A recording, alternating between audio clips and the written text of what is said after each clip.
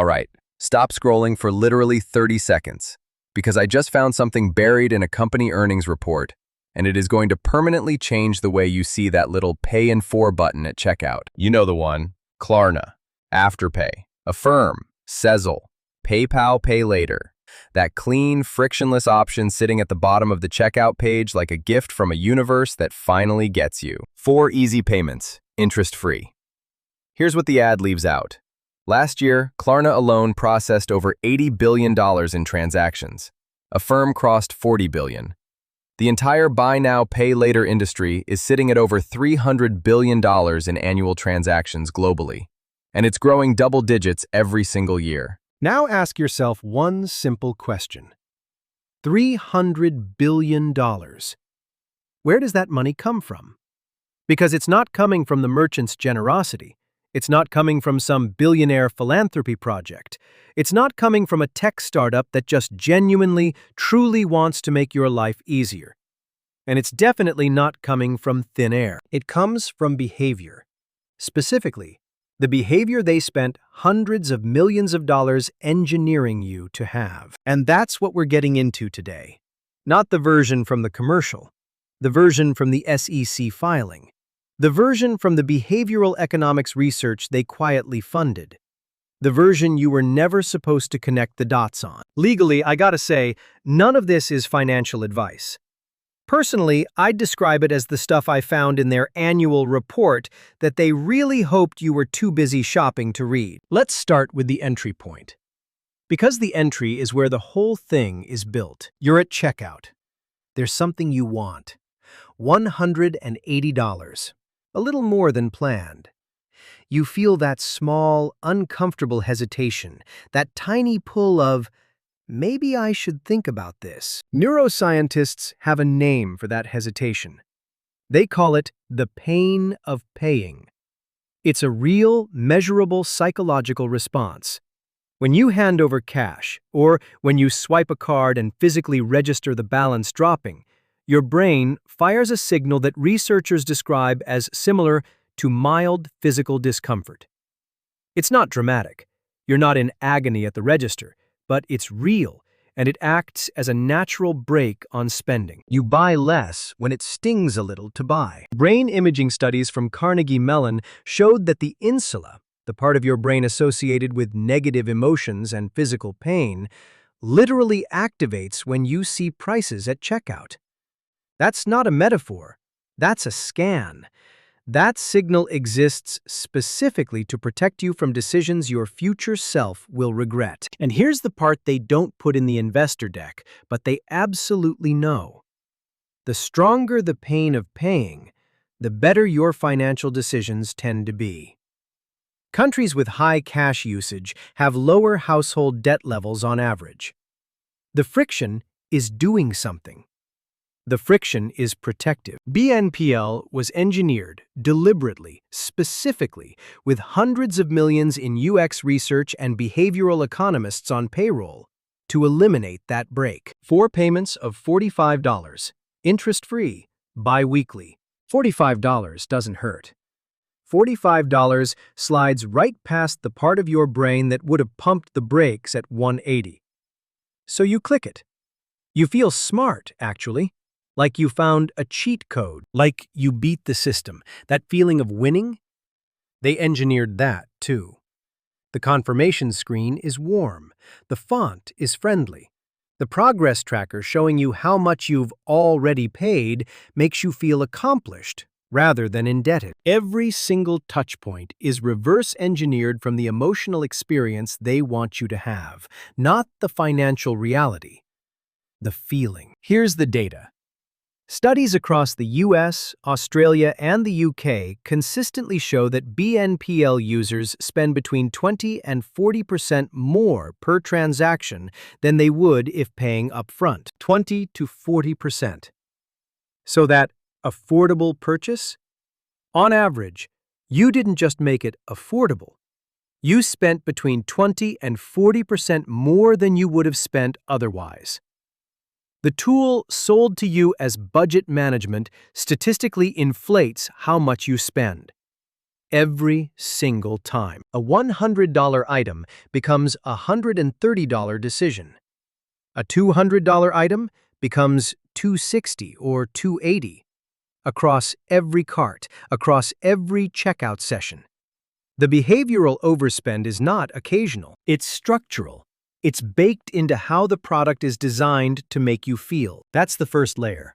And we're just getting warmed up. What they say. We're democratizing access to credit. What that actually means?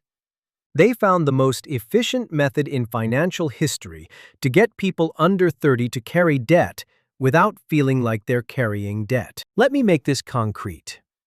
Meet Marcus, 22, finance major, actually. He figured if the game is rigged, you might as well understand the rigging. Smart kid, reads Bloomberg between classes, has strong opinions about monetary policy. The type who corrects people on the difference between debt and leverage. Has a spreadsheet for his grocery budget. Genuinely thought he had his finances under control. Let's look at what's open on his phone right now. Klarna. 2 payments left on a pair of Jordans from January. Outstanding balance, $80. Afterpay. 3 payments remaining on a monitor stand his professor called essential for productivity. Outstanding, $110. Affirm. Mechanical keyboard, 6-month financing plan. Outstanding, $160. He didn't check the APR when he signed up. It's 28%. We'll come back to that. Sezzle, a birthday gift for his girlfriend. 2 payments left. Outstanding, $60. Total, across all 4 apps, $410. Monthly take-home from his part-time campus job, $850. Marcus, the finance major who reads Bloomberg, has 48% of his monthly income already committed before rent, groceries, transportation, or the electricity bill. But here's the thing. Marcus doesn't feel like he has $410 of debt because Klarna is only $80. That's fine. Afterpay is $110. Manageable. Affirm is $160, but spread over months, basically invisible. Sezzle is $60. Almost nothing. Each number viewed in isolation is small, and that's by design, because Klarna doesn't show you what you owe Afterpay. Afterpay doesn't surface your Affirm balance. None of the apps talk to each other. None of them have a screen that says, Marcus, total BNPL obligations across all platforms, $410. That screen doesn't exist on any of these platforms. Not because of a technical limitation, data infrastructure is not the issue here. Because it would be bad for business. A unified debt view might make Marcus pause before opening a 5th plan. So, unified debt views are not a feature of any of these apps. And I want to be clear about what I'm describing here. This is not an oversight. This is not a gap in the product roadmap that engineers haven't gotten around to yet. The apps are built on tens of millions of lines of thoughtful, optimized code. They know exactly how many milliseconds of loading time causes checkout abandonment. They A/B test the color of the confirm button. They absolutely have the technical capacity to show you your total cross-platform debt exposure. They chose not to build that screen. Every single one of them, independently arriving at the same conclusion about what information is helpful for the user to see. The blind spot is the product. Okay, now I want you to understand the actual business model, not the one in the FAQ, not the version on the landing page where everything is clean and orange and optimistic. The real one. BNPL companies say the product is interest-free, and on the basic pay in for on-time users, they're technically not lying. So where does the money come from? 3 streams. Stream 1. Merchant fees. Every time you check out with BNPL, the retailer, Nike, ASOS, Zara, Urban Outfitters, whoever, pays the BNPL company between 3 and 8% of your purchase value. Retailers do this because BNPL users spend more per order and convert at higher rates. Those checkout abandonment numbers drop significantly when BNPL is an option. Worth it for the merchant. But those fees are baked into the pricing structures of every item you're buying. Someone pays. Indirectly, it's you. Stream 2. Late fees. And this is where the scale gets genuinely uncomfortable. Across surveys in the United States and the United Kingdom, between 40 and 46% of BNPL users report missing at least one payment. Let me say that again clearly. 43%, just under half. And I want to be specific here because I know what you're thinking. These are not reckless people. These are not people who don't care about money. These are people managing 3, 4, 5 separate payment schedules across separate apps with different due dates, different billing cycles, different notification settings, and lives that genuinely don't pause to remind them. A shift change at work. A week where something unexpected hit the bank account. A notification that got lost in the 30 other pings that day. Miss one payment by a single day, and depending on your platform, you're paying between $7 and $30 per incident. Some platforms freeze your account for future purchases until the late fee is cleared. Some add a second late fee if the first one isn't paid within a specific window. The penalty structure is not designed to discourage missed payments. It's designed to extract maximum value from them. Multiply that across tens of millions of users. At a 43% miss rate, per quarter, every quarter. That's not an accidental byproduct. That's a revenue line. And the apps are designed in a way that makes that revenue line structurally reliable. Stream 3, the graduate program. And this is the one that matters most long-term. Pay in 4 is the entry drug. The real product is the 6-month plan, the 12-month plan, the 24-month option that unlocks when you want something bigger than a pair of sneakers. Maybe a laptop, a piece of furniture, a mattress, a semester's worth of textbooks, an electric scooter, a gaming chair that's apparently necessary for academic performance. Those extended plans have interest. Sometimes 22% APR, sometimes 29, sometimes 36 on the higher risk profiles. And the transition from the free plan to the interest-bearing plan is designed to feel seamless, natural, a simple upgrade of a product you already trust and use every day. The free product is the hook that builds the habit and earns the trust. The interest-bearing product is where the actual margin lives. The playbook, stated as plainly as I can. Get you comfortable with the free version. Build the daily habit around frictionless checkout. Then offer you something larger that you'll finance over time. With compounding interest.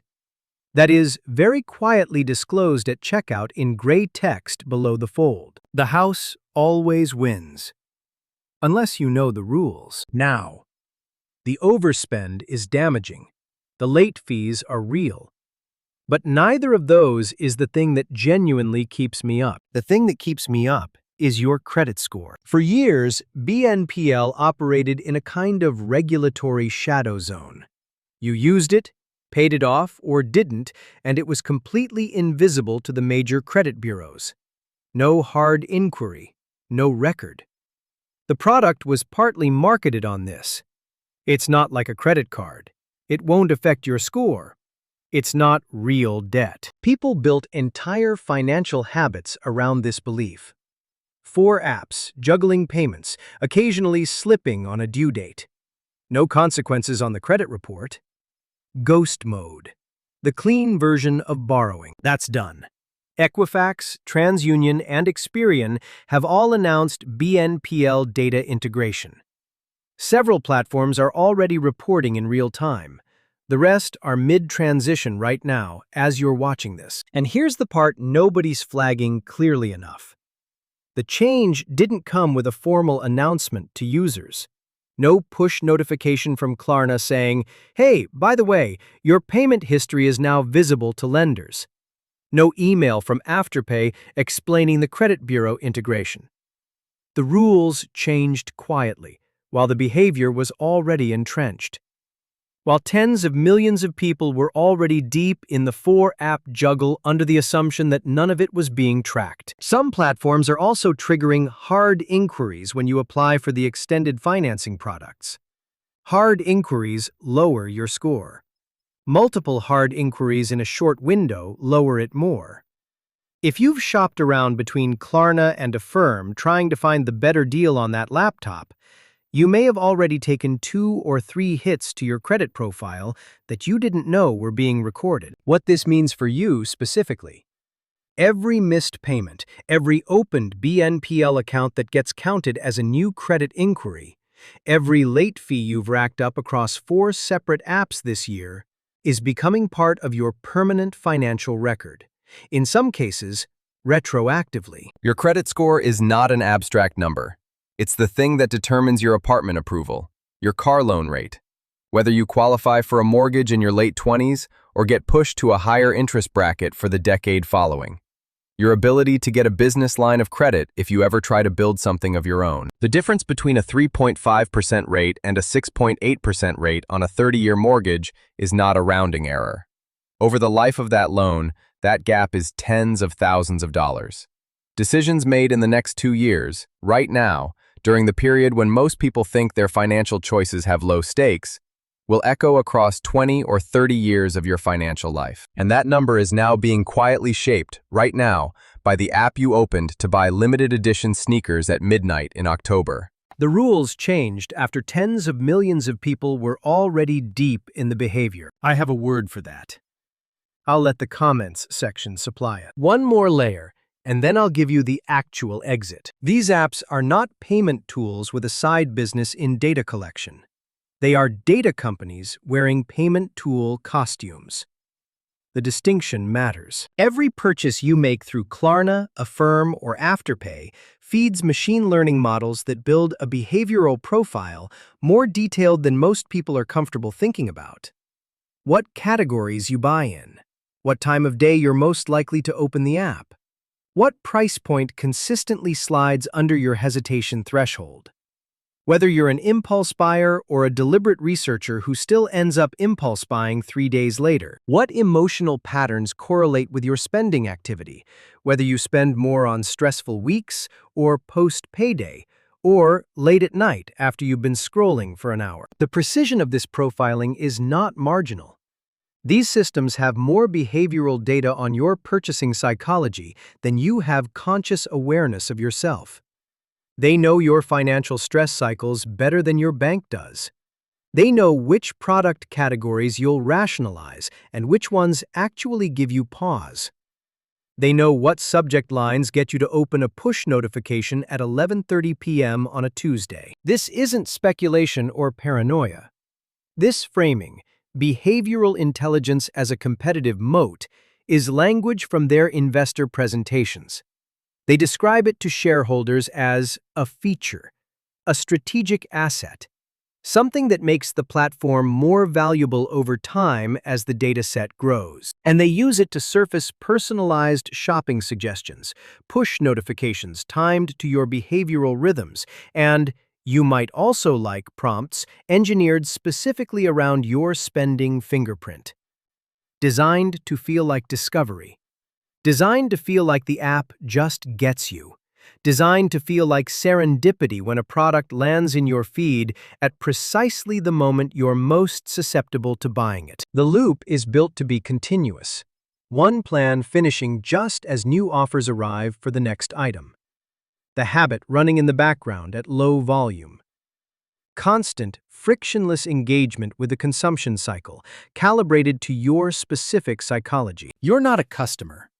You're a behavioral data asset that also generates merchant fees and occasional late payment revenue. Okay, that was a lot. And I promised you the exit, because leaving you in fear with zero way out is not what this channel does. BNPL is not inherently evil. It's a tool. The problem is that most people are being used by the tool instead of using it deliberately. Here's how to flip that dynamic. Rule 1. One plan at a time, full stop. Before you open any new BNPL plan, the current one must be at 0. This single constraint eliminates the entire invisible debt blind spot that caught Marcus. You always know your exact total BNPL obligation because it's always exactly one number. No spreadsheet needed. No app audit. One number. Rule 2. You set the payment calendar, not the app. The moment you open any plan, immediately, before you close the confirmation screen, manually enter every due date into your phone calendar with a 3-day advance buffer. Due on the 15th, your alarm fires on the 12th. 2 minutes of friction at the start. 0 late fees for the life of the plan. The 43% are losing on payment reminders they trusted an app to send reliably. That trust is costing them $30 a miss. 2 minutes of your time is worth more than $30. Do the math. Rule 3. The full price test. Before you click Pay in 4, ask one honest question. Can I afford this item at full price right now, this month, without it stressing my budget? If the answer is no, then BNPL is not making it affordable. It's giving you the item now and loading the probability that something goes wrong over the next 6 to 8 weeks of your life. Wait until the answer is yes. That's when BNPL is a cash flow tool. That's when you're using it. Before that point, it's using you. Rule 4. Always read the APR on any plan longer than 6 weeks. Every extended financing option has an interest rate. It's there in the checkout flow, usually in smaller text, often below the fold. Check it before you sign. If you would never put a keyboard on a credit card at 28% APR, ask yourself why the logic changes when a firm formats it differently and spaces out the payments. The math doesn't change because the interface is friendlier. 28% is 28% regardless of how many pastel colors surround the disclosure. Rule 5. The 1.2 test. Before checkout, take the full product price and multiply it by 1.2. That's the statistically likely amount a BNPL user ends up spending relative to their original intent, accounting for the inflated purchase behavior the product consistently creates. Can you genuinely afford the 1.2 number this month without it touching your rent buffer? If yes, you're probably in a position of control. If no, you now know exactly what that frictionless checkout is actually doing when you click the button. And a Rule 6 that doesn't get mentioned enough. Do a quarterly BNPL audit. Once every 3 months, open every app you have installed, write down every outstanding balance on one piece of paper, and look at the total. That's it. That's the whole exercise. Most people never do this because the apps are specifically designed to keep you focused on individual plan progress rather than total exposure. The audit is the antidote to the design. Your money, your math, your call. I'm not telling you what to buy or how to run your finances. I'm showing you the numbers so you can make your own decision with full information instead of whatever information the app decided to surface. Marcus ran the math. A Saturday night, actually. He told me it was a Saturday, though I think it might have been a Sunday. Either way, he sat down with a blank piece of paper, opened all 4 apps, and wrote down every balance and every due date on one single page. $410. One line. For the first time, the full picture visible in one place. He called it the uncomfortable total. Said it felt like when you finally clean your room and realize how bad it actually got. He made one rule change that night. No new BNPL plans until the sheet hits 0. It took 11 weeks. 11 weeks during which nothing catastrophic happened. He didn't miss a social event that actually mattered. He didn't feel deprived. He didn't go without the things he actually needed. He just stopped adding to the total while slowly clearing it, one payment at a time. 11 weeks of running on one less mental background process. When he hit 0, he went back to BNPL. One plan, one item, a specific purchase he'd been thinking about for weeks and could fully afford. Paid off cleanly, in and out. The app went from a background habit to a deliberate instrument. He said something I keep thinking about. It felt like I'd been playing the game on hard mode without anyone telling me the settings were wrong. That's exactly what this is. The settings were wrong, not your character, not your discipline, not your work ethic. The settings. And settings can be changed. $300 billion in annual transactions. That number doesn't appear from thin air. It runs on the behavioral overspend built into the checkout experience. It runs on late fees from nearly half the user base quarter after quarter. It runs on the graduated interest products waiting on the other side of the free plan. It runs on behavioral data sold back to merchants to help them convert more of your attention into more purchases. It runs on people who don't know they're the fuel. And here's what I actually believe after looking at all of this. You're not bad with money. Marcus isn't bad with money. The people in those survey statistics with 4 open plans and a missed payment in Q3 are not bad with money. They're not irresponsible. They're not failing at adulting. The math was arranged against them by companies that spent decades and hundreds of millions of dollars figuring out exactly how to arrange it. They hired the best behavioral economists, the best UX researchers, the best notification timing engineers, the best cognitive friction eliminators. The whole apparatus was built to exploit a psychological response that exists in every human brain. The pain of paying, and then neutralize it at the precise moment when it would have protected you. The reason it works so well is not because you're weak, it's because you're human. And they designed specifically for that. You're not broke, you're being extracted. But they cannot extract from someone who's read the fine print. The house always wins. Unless you know the rules. Now you know the rules. Don't let them play you. Listen to what they're actually saying. One question for the comments before you go, and I want the real number. How many active BNPL plans are you running right now? 0, 1, 2. I'm genuinely afraid to open all the apps and check because Marcus was uncomfortably relatable. Drop the number below. No judgment here. I want to see whether the 4-app juggle is as widespread as the data suggests, or if it's just showing up everywhere because of who watches this channel. And if this made you do a quick mental calculation about your own situation, you already know exactly who in your life needs to see it. You don't have to say anything when you send it. They'll figure out why you did.